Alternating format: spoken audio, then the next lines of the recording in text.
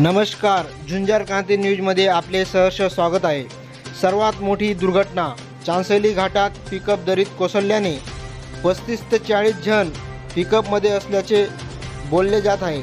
यामध्ये 8 ते 10 जणांचा मृत्यू झाल्याचा प्राथमिक अंदाज आहे, तरी 15 जणांहून जास्त गंभीररीत्या जखमी झाल्याची माहिती समोर येत आहे। जखमींना पुढील उपचारासाठी हलवण्यात आले आहे। भगवान हस्तंबा ऋषी यांचे यात्रेनिमित्त जात असल्याचे या ठिकाणी बोलले जात आहे, तरी पुढील तपास पोलीस प्रशासन करीत आहे।